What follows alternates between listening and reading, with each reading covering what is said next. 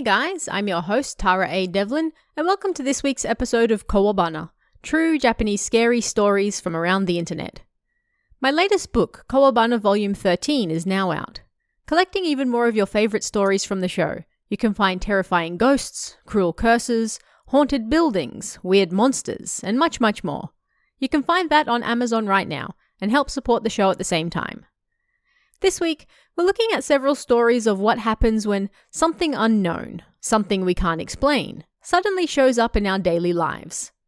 First up, a child wakes up in their grandparents' house, but things seem slightly different to before they went to sleep. Are they even in the same place anymore? Find out in Desynced World.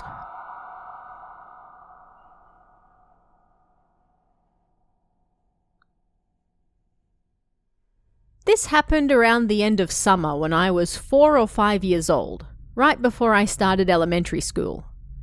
I was taking a nap at my grandparents' house on my mother's side in the countryside. I woke up feeling thirsty and strangely uncomfortable.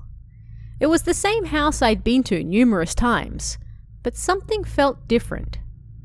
I was in my grandmother's bed, where I fell asleep, but why was it now in the altar room? There was also a mysterious door at the end of the hall where there should have just been a wall. And it seemed my grandmother had gone out, leaving me all alone in their huge house. I couldn't hear any cicadas. The small birds and fish that my grandfather loved were gone, and in the guest room where I had been playing before my nap, there was now a tea set in the cupboard that I'd never seen before. When I returned to the room I had just been sleeping in, the summer blanket I had been using was now gone. I was still half asleep, but then I heard knocking coming from the sliding door at the entrance. Ah, Grandpa's home early, I thought, rushing into the hall and holding back my tears. Grandpa always knocked on the door when he came home, calling for Grandma and waiting for her to open the door for him.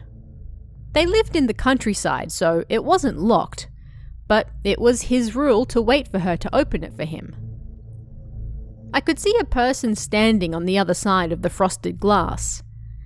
The figure had an unusually large head, and from the neck down they were oddly long and slender. Scared, I ran back to the tatami room, closed the sliding door, put my head under the floor cushion, and simply trembled. It seemed I fell asleep that way, and I woke up to my grandmother loudly singing the nursery rhyme, Otsukai Ari-san. My grandmother rarely sang, let alone in a loud voice, so I was shocked, but I was even more shocked to see that she had my missing blanket and was lying on the porch outside and not in the tatami room. Grandma said she was going to give me an ice cream, so I got up. But I couldn't find the door to the porch, so I burst into tears. Your mother went far, far away for a wedding, Grandma said, trying to calm me down. She said you could stay here by yourself, right? I ran to the guest room, and that cupboard with the tea set was still there, so I dove under the dining room table and continued crying there. Grandma waited with me patiently as I ate that ice cream she gave me. That night, I heard a knocking at the front door again. I went into the hall with Grandma, and this time there were 2 slender figures with large heads. They weren't standing up straight, however, but flapping their limbs around like they were soft and limp, making things seem even more creepy. I dove under the dining room table again, and then the front door opened. "We're here to pick up Nani-Nani-chan," they said to my grandmother. "Your grandfather and father are here." They called me out, and so I had no choice but to go to the front door. The figures with unusually large heads didn't have human faces, but rather, both their eyes seemed to be painted on black, like a daruma. Even though it was summer, they were both wearing white long sleeves and pants, and their arms and legs wobbled like jelly. Too scared to speak, I again curled up under the table and cried. Then, my grandmother brought over a woman. "This is your mama. She came to pick you up," she said. "I had to go to a wedding. So sorry I'm late," the woman apologized to me. The woman looked a lot like my mother, but it was like she was a twin or something. Like something about her was different. But my mother was the youngest child in her family, and she didn't have a twin. The woman claiming to be my mother took me back to the apartment we were living in at the time. But there was a huge folding fan in the room that I didn't recognize. And there was a room like a storage room that wasn't there before as well. My mother called this the reflection room, and I was locked in there without dinner several times when she got angry at me. I was relieved that my father still looked the same as I remembered him. After that, I visited my grandparents' house several times, and I asked my grandfather about the porch door and guest room cupboard that had suddenly appeared, as well as the birds and fish that disappeared. He said the former had always been there and the latter had never been there to begin with. I guess Grandpa thought I wanted some birds and fish, so the next time I went there was a bird cage by the front door and a fish tank in the living room. My mother seemed confused by this. "Dad, what's this all of a sudden? Why do you have birds and fish?" she said. Around the time I graduated from high school, both my grandparents had passed away. I then moved out of home to go to university in another prefecture 2 years ago, and my father, mother, and younger sister lived together. This April, I got a phone call from my mother. She said she was sorting out the things at my grandparents' house.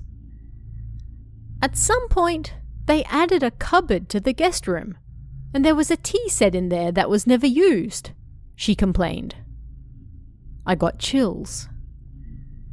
We spoke about this and that, and after I hung up, I decided to go back home for the Golden Week holidays. After spending more than a decade or so with that mother, the differences between her and the one I was used to seeing have become more muddied and vague. My younger sister, born of that mother, said, "Mama, you're like a different person now that your older sister died." "What do you mean?" she asked. "You just seem like a different person," she answered vaguely. On the day I returned to Tokyo, I had lunch with my mother. "I wonder why Grandpa started raising birds and fish," I said casually. "He always used to love birds and fish and cute animals. When I lived there, I used to look after them, and then they turned my room into a giant coop for them. There were so many," she said with a bitter smile. My original mother had returned. But where did the mother who gave birth to my little sister go? My father hasn't noticed any changes with her at all. Next up, a sickly family gets some advice from the mother's colleague to visit a temple and get some help. But how does this colleague know so much about the ins and outs of the family? And do their words have some truth to them?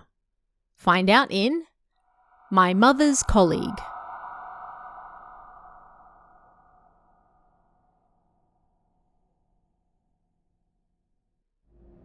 This happened a while ago.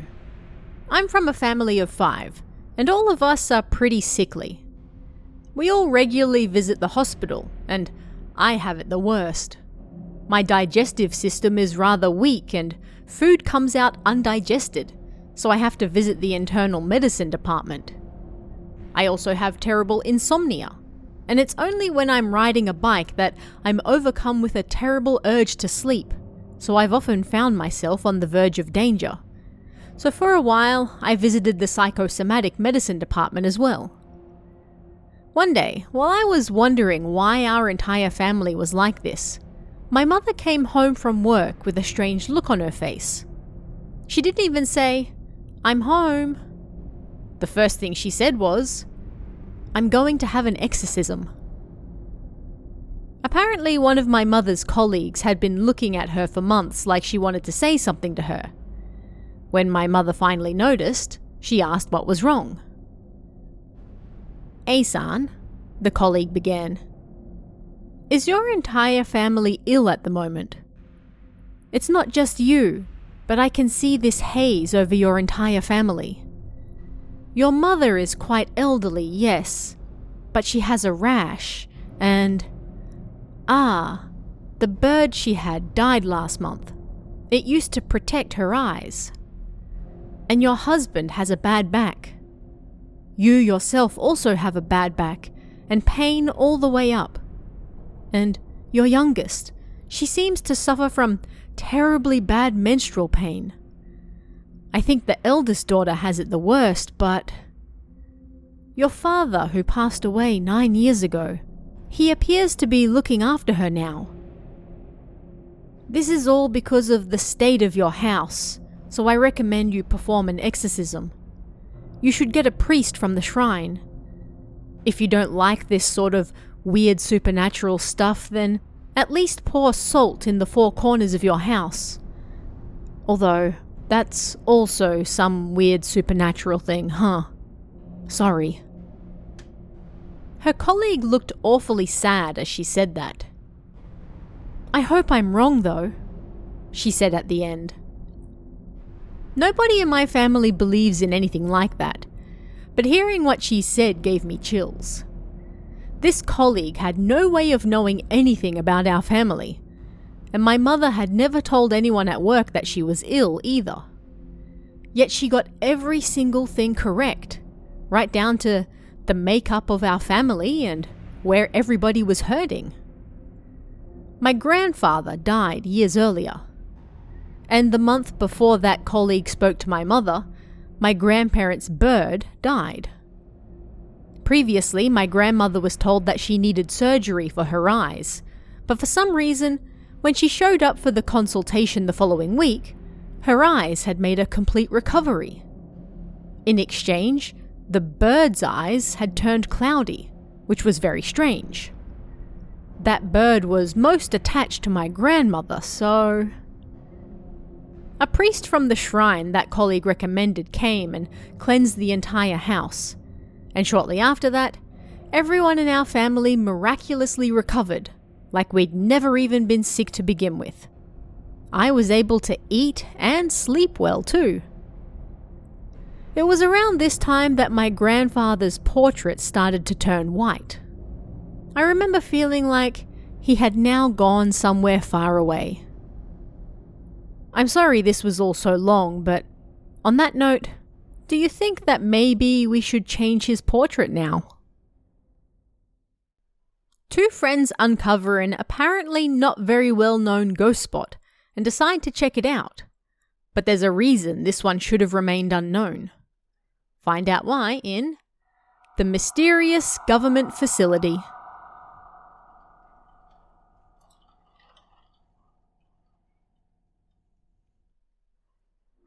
Sorry. This is my confession. I'm not a very good writer, so this might be a little hard to read. It happened quite some time ago. I ran into an old friend from high school, and because we hadn't seen each other for a while, we went out for a few drinks. At the time, both of us were only working part-time, so we lived on a day-to-day basis. But my friend had a part-time job at a television station. He always boasted about how he saw this celebrity or that celebrity. Anyway, we lived pretty close to each other, so we started hanging out more and more. One day, my friend was all worked up about something strange and he brought it to my house. It was a videotape and some dirty documents. There was something written in marker on the label that looked like, "Taking on the Haunted Ruins." But that had been crossed out with a large red X. Looking at the documents, they were a script for a television program. The date was quite some time ago, back when ghost specials were all the rage on TV. My friend said he found it in the vault of things to be disposed of. The station was being refurbished, so he found it while they were moving rubbish out. The video couldn't be played in a normal tape player, however. He went to another friend who was into all that stuff and was able to play it back, but the contents had already been wiped. The tape was blank. It was around this same time of year, the end of Golden Week, so my friend suggested that we go and check it out. The roads would be empty after all. At the time, I didn't believe in ghosts or stuff like that, so I agreed to go, thinking it might be fun. My friend borrowed a 4-wheel drive from another friend for a bit of money. Then we got on the empty highway and made our way towards the location marked in the script. What made this place interesting was that it wasn't something I expected to see in a program like this. Normally, it would be something like a waterfall where someone died, or a bridge where people always jumped, that sort of thing. But this was a government facility, a former examination hall. That's all I can write, sorry. My friend was excited. This was a program that had been cancelled and was quite the unexpected location. And this location was way out in the mountains. Faint tracks had been left in the grass, so we drove the 4-wheel drive through the thick greenery, relying on those. It was a rather dangerous climb. It was almost a cliff. Looking back on it now, those tracks were probably put there by the television station so they could get in and out. There was a large gate at the entrance, but it was chained shut. Naturally, I thought we wouldn't be able to go any further, but then we suddenly found an open area. The building itself was huge, and although there were no signs of life, it didn't look abandoned. None of the windows were broken, and there wasn't any graffiti or anything. On the contrary, it looked rather well kept, like it had never been used. Suddenly, my friend was no longer excited. Instead, he seemed rather put off by the fact we couldn't hear any birds or anything. It was true. The place was oddly quiet. I don't think we could even hear the wind. By this point, it was already evening, and the sky was turning red. I really didn't believe it. I was an idiot. My friend didn't want to go inside and suggested we leave. "You're the one who asked me to come," I said, and I forced him to go inside with me. I really didn't know anything. One half of the large glass door at the front was missing. Inside looked brand new. It really was so strange. Why was this building abandoned? I thought. It looked ready to use. "This place really is nice," I said absent-mindedly to my friend. "I want to go home," he said. We were only in the hall right next to the front door. "I want to check out the second floor," I said. "Well, I don't," he replied. "Coward," I said, and then I made my way up. When I got there, a long hall stretched out before me.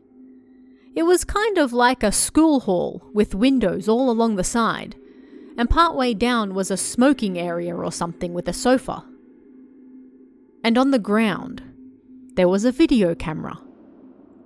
A large one, the type they used to record TV or movies. It was broken and covered in dust. Suddenly, I felt very afraid. What on earth happened here? And then I heard my friend's voice coming from the first floor. He wasn't screaming, but rather he was repeating something over and over. "Ah."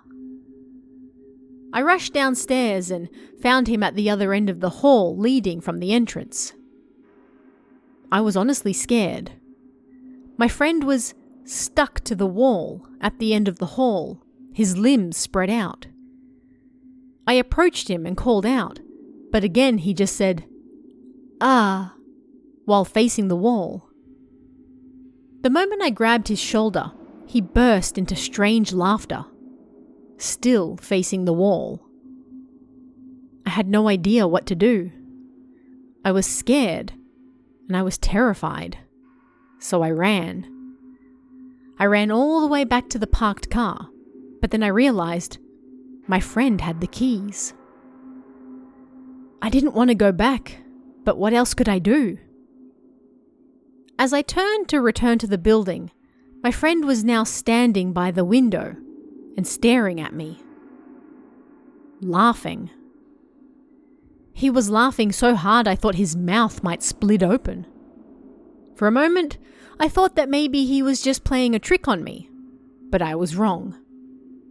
Looking closer, he was crying as he laughed. He was pressed up tight against the window, and his laughter was insane. As the sunlight moved away from the window, the reflection disappeared and I could see inside better. My friend was surrounded by people that basically filled the entire hall. I couldn't see very well, but they appeared to be closing in on my friend, almost like a train full of people. I think by that point, my friend had already half lost his mind. I ran down the mountain and somehow managed to get back to town on foot. It was already night by then, and I somehow made it to the station.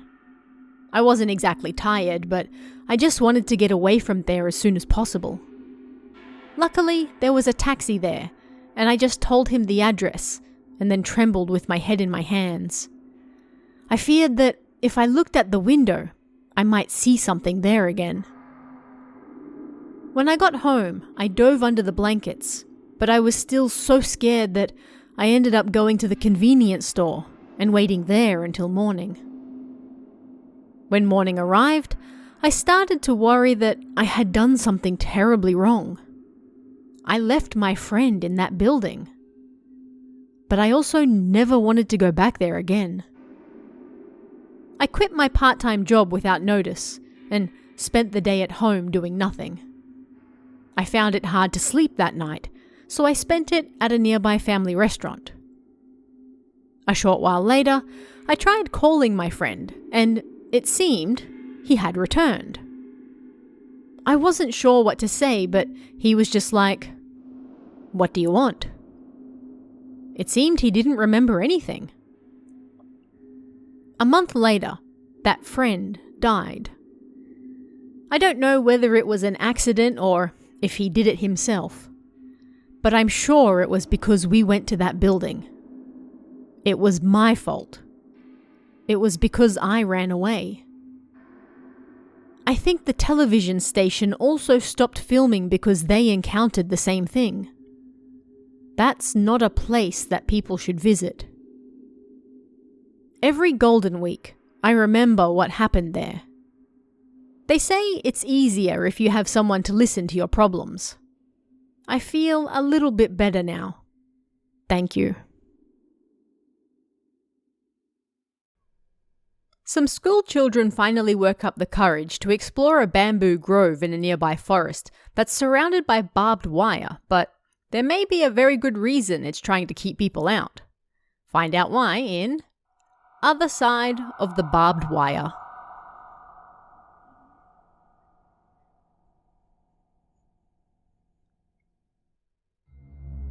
I remember this from elementary school.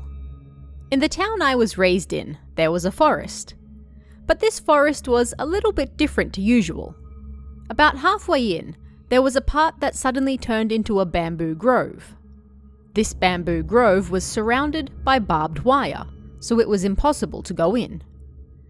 This forest wasn't very large, but on the other side, by the curve of the river, you could see the back of the bamboo grove if you stood on the opposing cliff. There was also a concrete wall between the bamboo grove and the river, making it even harder to get into. If you wanted to get in, then the only way was somehow passing through the barbed wire. I was an elementary school student at the time, so I enjoyed building secret bases with my friends. exploring the river, and other stuff like that. One day, we started talking about what might be in that bamboo grove. Because we were young boys, the best thing we could come up with was that 100 million yen must be buried there. Still, we were worked up and our imaginations went wild. We often spoke of the bamboo grove, but we had an unspoken rule that the other side of the barbed wire is dangerous, so we mustn't go there. Or perhaps that was just what we were told, so we didn't go against it. But as we reached the upper grades of elementary school, we grew more and more curious. And so, finally, we decided that we had to check it out. The next Sunday, I got together with a few of my classmates. It was the first time the 5 of us had felt so nervous and we couldn't calm down. As we stood at the entrance of the forest, we argued over who should go first. We played rock, scissors, paper, and because I lost, I had to go first. I'd been in the forest numerous times before, so I was pretty calm. Behind me, I could hear everyone stepping on the branches and dried leaves on the ground. Uah! The cowardly T-kun at the back of the line suddenly screamed. What? What happened? Everyone jumped in surprise. It seemed a bug had landed on his neck. Oh, don't scare me like that, everyone yelled at him. But before long, we reached the barbed wire. The bamboo grove was oddly dark. It was midday, but the bamboo was so tall that it blocked out the sun. Wind blowing through it rustled in my ear. It's kinda scary, huh? M-kun said behind me. Hey, come on now. Are you really scared? I knew everyone was just pretending not to be scared, but we had come this far, so we decided to keep going. We found a broken part of fence, and then we pushed the barbed wire apart with our feet. I was the first to go in. Everyone nervously followed. When we reached the other side, it felt even darker. Maybe I was just imagining it, but it felt colder too. The bamboo continued to rustle. We decided beforehand that if something happened, we'd all run out of there, but we continued going further in. I didn't think it would be this creepy. All around me there was nothing but the green of bamboo. Some were thick, some were thin. Some were tall, some were broken. And sometimes I could see shoots sticking out of the ground near our feet. It's kind of like time has stopped in here, T-kun said. And for sure, it might sound strange, but even amongst the endlessly rustling bamboo, it was quiet in there. After walking for a while, we found an area where light was filtering through the bamboo, making it bright. Over there!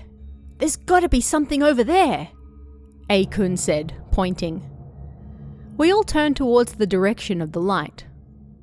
It was a strange sight, like yellow light leaking into the gaps between the green bamboo. We soon understood why there was yellow light. As we passed through the gap in the bamboo, there was an open space with a radius of about 5 meters.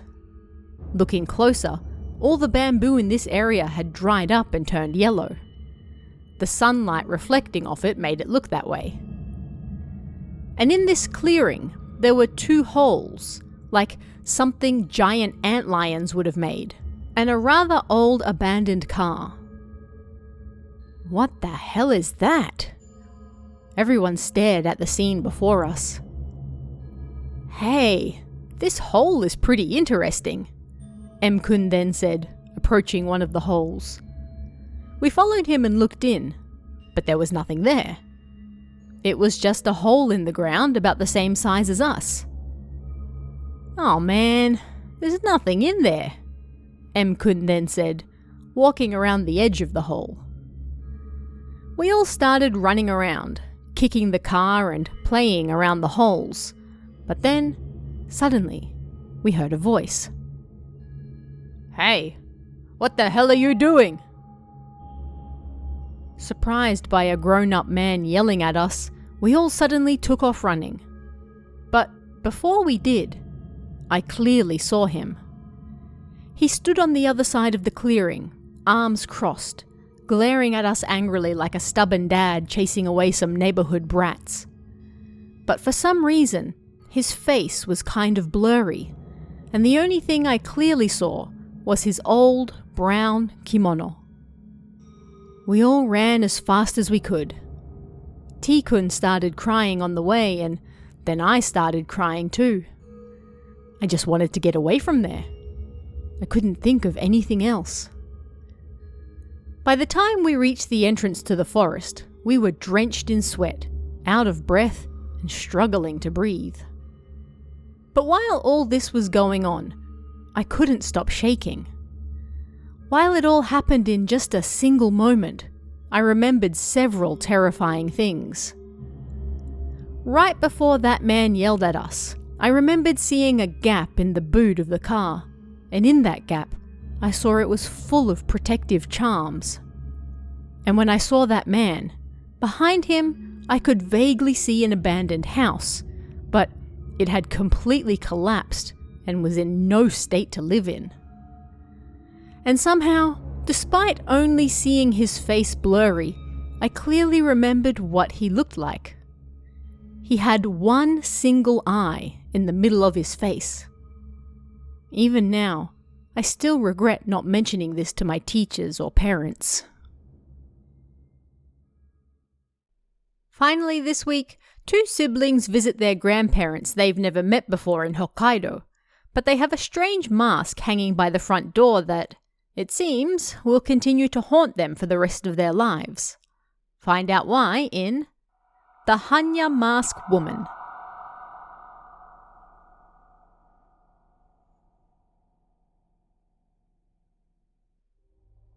This is a story about fate, from the past to the present. It's long and might be a little hard to read. I just suddenly remembered it and I'm a little confused, so let me write it all down and try to sort it out. During the summer of my first grade of elementary school, I got a message from Big Papa and Big Mama in Hokkaido. "Why don't you come here during the summer holidays and stay for 10 days? Just you and your big brother." Big Papa and Big Mama were my grandparents on my father's side, and at that point I'd never even been to Hokkaido before, so this would be the first time I ever met them. My parents apparently got divorced when I was 2, and my father left. Anyway, this letter and some tickets arrived, so my mother agreed we should see them at least once, and put me and my brother in the 4th grade on a plane, and sent us to Sapporo City in Hokkaido. Big Papa and Big Mama were very kind people. They were younger than my grandparents on my mother's side, and they lived in a Western-style house. Big Papa's study had Matryoshka dolls, marbles, and a large electronic organ. When it was tea time, he ground his own coffee beans, and he put heart-shaped sugar cubes into the tea as well. Everything was so fancy and cool. "You can stay here forever," they both said, and I was excited by all the strange and curious things. But there was one thing that bothered me, and it was the 2 masks hanging by the front door. An Okame mask and a Hanya mask. Why did they have such things in a Western-style house? It confused me. The Hanya mask in particular bothered me every time I had to come or go from the house, so I asked them if they could take it down while we were there. "It's a custom around here," they said, and refused to move it. Finally, the next day, we'd be flying back to Tokyo. That day, I took a bath with my brother and Big Papa. While we were there, I generally took a bath first and then Big Mama would wash my back. But for some reason, when I called her, she didn't come. Confused, I got out of the bath and made my way to the study. When I opened the door, a woman was standing there. Big Mama had short hair, but this woman had long hair that reached down her back. I remember that she was wearing a light green cardigan and a calf-length skirt, despite the fact it was summer. I stared at her in shock for a moment, and then she turned around. She was wearing the Hanya mask from the front door. For just a short, single moment, we stared at each other, and then, the next moment, she started walking towards me with this strange mechanical movement. That was all I remembered, and the next moment, I was lying in bed. "You passed out," was all Big Mama said. The next morning, we got ready to leave as though nothing had happened. They gave us souvenirs to take back.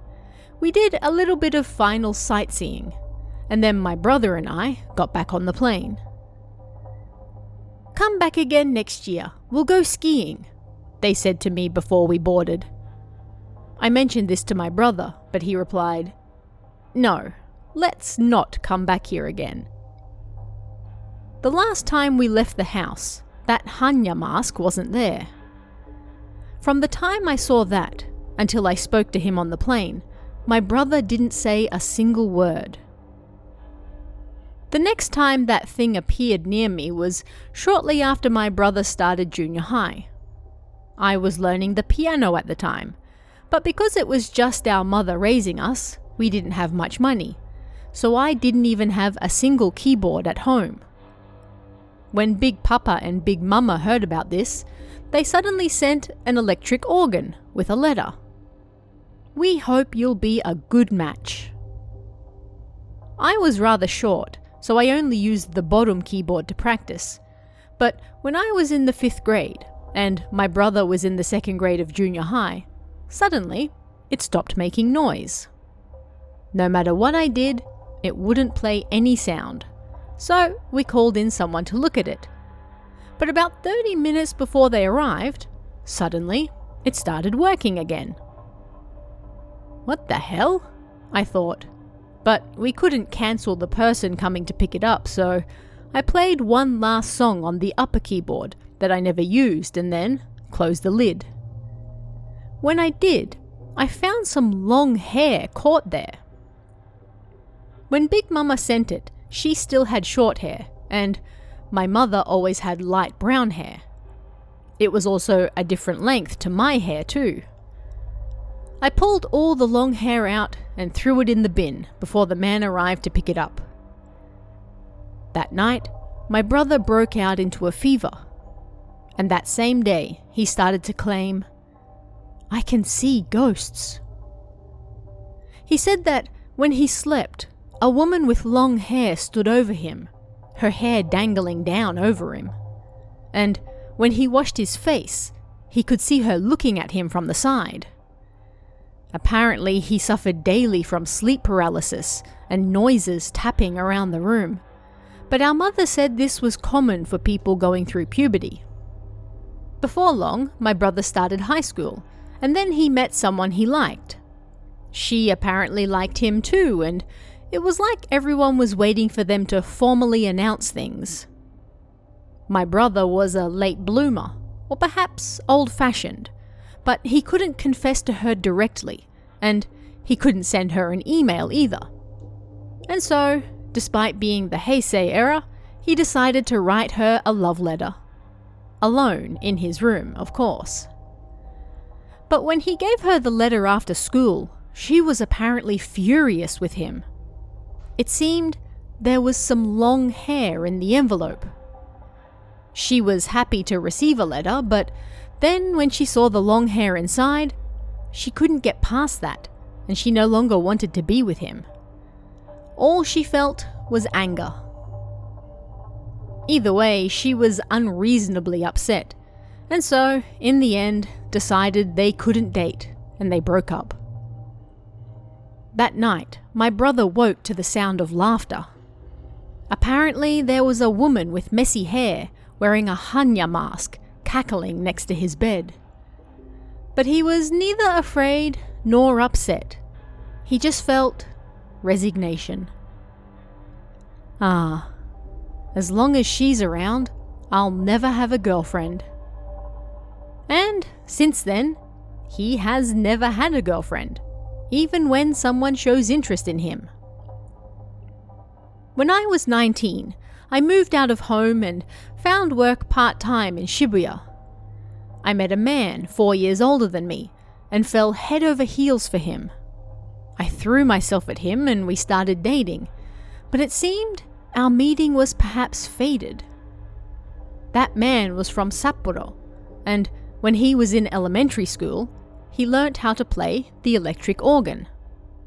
But they didn't have a piano at home, so when he wanted to practice, he'd have to go over to the neighbour's house and play theirs.